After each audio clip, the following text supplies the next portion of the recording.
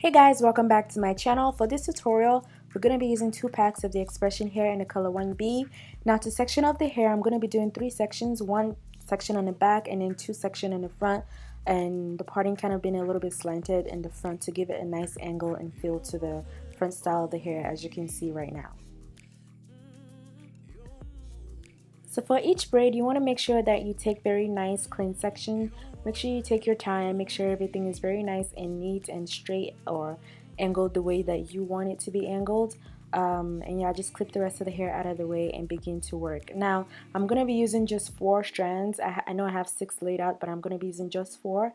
One of each is smaller than the other, so it kind of goes from smallest to biggest. Yeah, so just begin by plaiting your client's hair first, and then you begin to add hair as you go along till you get to the middle of the hair. Do your best to grab the edges of her hair as best as you can, because hers are very tiny, so it's kind of hard for me to grab. But don't worry, when we're done, I'm going to show you guys a really nice cool trick to getting the edges to lay as nice as possible.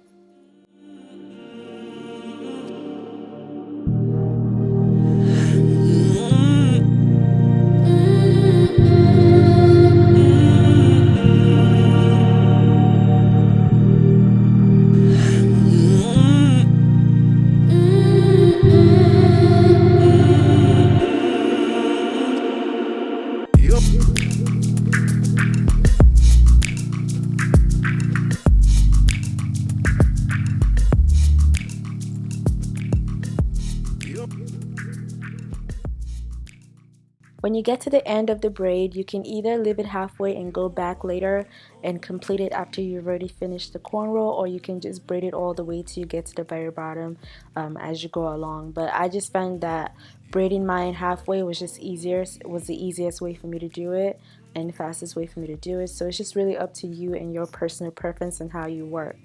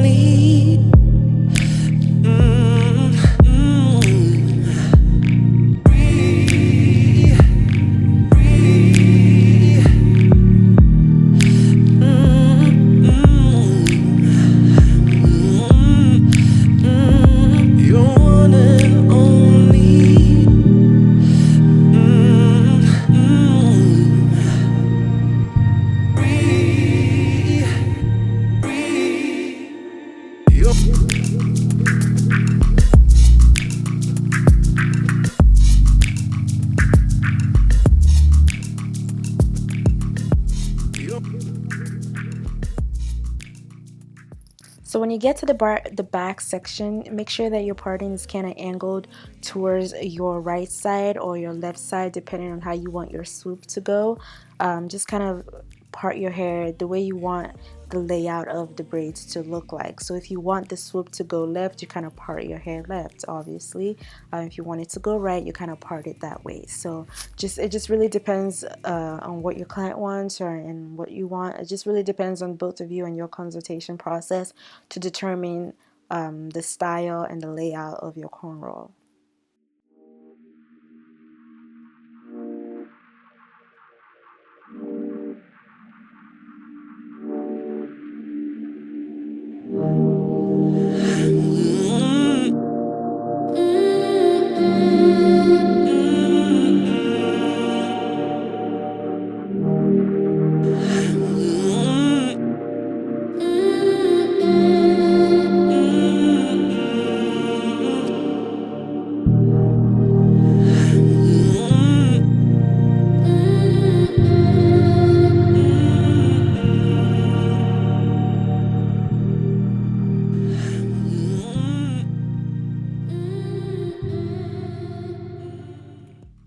So when you're done, you want to make sure that you trim the hair and just take off any stray hairs that you might have gotten while doing the hair. So just kind of trim it.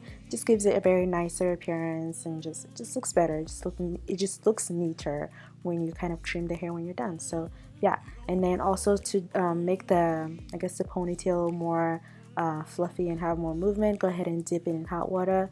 Why do I say water? Go ahead and dip it in H2O, and it'll just give the hair a lot of movement and just fall very nicely and very naturally without having that stiffness to it. So yeah, tip of the day.